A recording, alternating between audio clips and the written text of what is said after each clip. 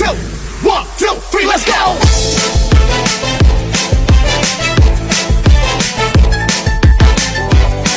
This is DJ Magoy of Barangay Abukay, Pilar, Sorsogon. Mahirap pa kita pinagmamasdan. Bawat galaw sa saliw ng awit tinitingnan. Ang bewang mong gumigiling aking sinusundan. Kahit saan man makarating ay aking sasabayan. Ka lumapit sa'kin at hawakan mo ang aking kamay. Huwag mahiya, sige subukan mo. Maging ang lalaki na siyang pinapangarap ko. Yakap at makasaya sa tabahan ko. Dale, dale, dale, dale. 1, 2, 3, let's go!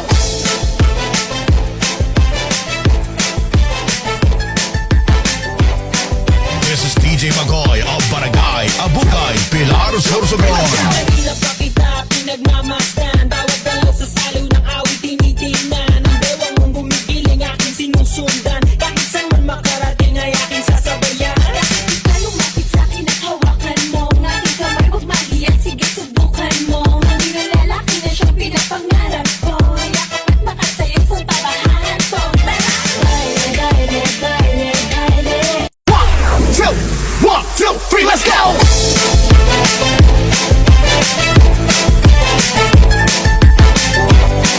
This is DJ Magoy of Barangay Abukay, Pilar, Sorsogon. Mahirap pa kita pinagmamasdan. Bawat galaw sa saliw ng awit tinitingnan. Ang bewang mong gumigiling aking sinusundan. Kahit saan man Kung problema nyo yung mga pekas nyo sa mukha at 5, 6, 7, 5, 6, 7, go.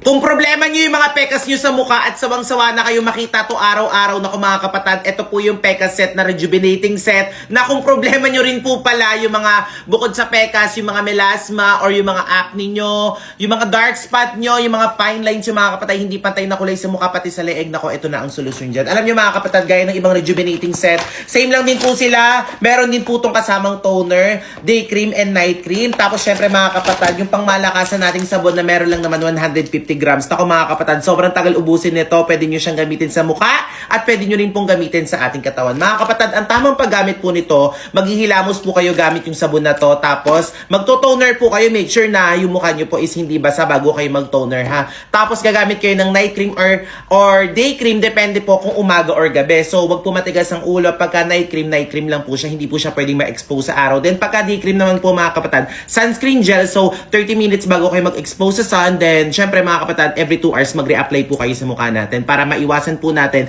yung pag-burn ng skin sa ating mukha or sa leeg natin. Then, pag makati po sa leeg mga kapatid, kung nakapaglagay po kayo dyan, make sure po mga kapatid, huwag niyo po siya kamutin para hindi po siya magsugat. Kaya kung gusto niyo rin na ganito mga kapatid, huwag matigas ang ulo, dapat gamitin siya ng tamang paggamit talaga. Nako, nandiyan sa Yellow Basket, i-check out nyo na. Bakit daw nag-walk out si Elaine dun sa vlog na ginawa namin or dun sa proposal ni Saidi na will you be my girlfriend? Bakit daw nag-walk out si Elaine? Ito mga kapatid ha, may mga kumakalat na rin naman na behind the scene, may mga kumakalat na rin na sinasabi nila scripted daw yung proposal, te. Scripted daw.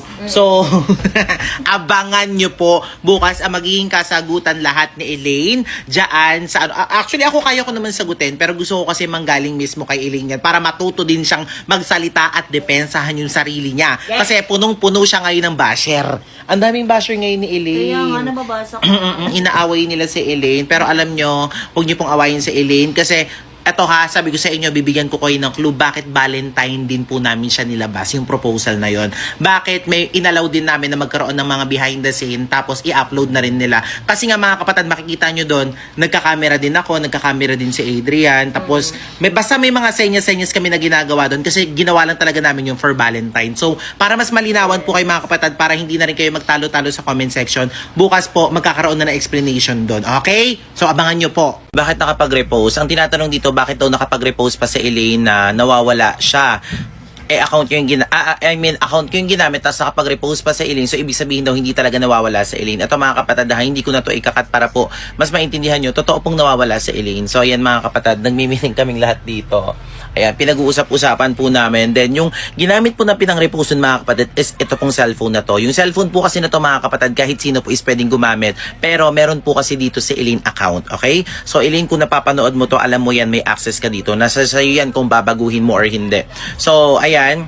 So, ayan, inalis ko na yung repost. Ito. ito yung repost ni Elaine. Pero po, ito po yung account ni Elaine. Hawak po namin yung account ni Elaine. Since marami po rin kasi nakikitiktok dito. Kung mapapansin nyo, ayan, dito ko nga rin finilm yung sa phone na to. Kasi nga po, malinaw din yung quality nito. So, ayan, sila Merpek rin po dito na nakikitiktok din minsan. Pero ayan mga kapatid, na-repost lang po siya dito na imali dahil nung nag-switch ng account. Okay? So, yun mga kapatid, ang nag-repost lang po talaga nun is kami lang din po. Pero hindi po sa Elaine yun. Namali lang po kami ng account since nakalagin po dito yung account na Elaine. So ayun mga kapatid, ipagbigay alam nyo lang po kung nasan po ang Zylane, kung ano po nangyari sa kanila kasi hindi po namin alam kung saan po sila napunta, kung nakidnap ba.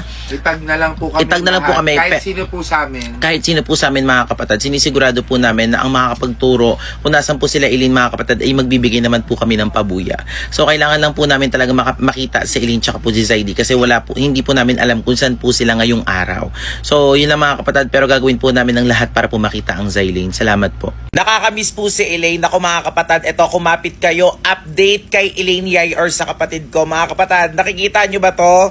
Short hair na siya dahil nagbabalik lang naman siya sa vlog. Naku mga kapatid, exciting to. Sobrang nakaka-excite talaga yung mga pangyayari. Panoorin nyo po yung mga vlog na ginagawa namin at yung mga vlog na gagawin pa namin. Ayan tignan nyo si Elaine.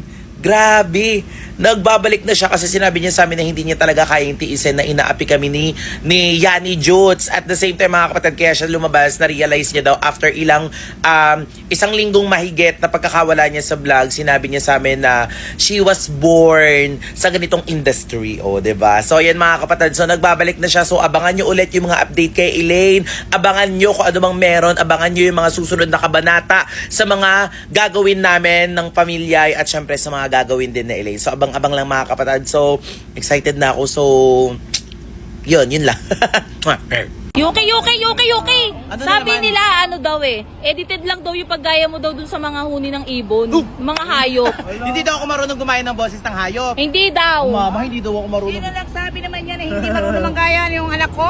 Abay, diba? hindi totoo yun, ano? Si Mama ginaya mga bibe, mga palaka, mga ibon. Ako kayang-kaya ko rin gumaya. Sige ano ba nga. gusto mo? Para patunayan Sige ko nga, sa'yo na sige hindi nga. edited. Baka. Basic. Ay, Baka ano? daw napaka-basic. O ito, pakinggan mo ha. Sino nag-comment niyan? Pakinggan mo to. Sige Ready na nga. kayo? Sige nga. Tingnan nyo ha. Oh. Alam! Galing! Gusto mo isa pa?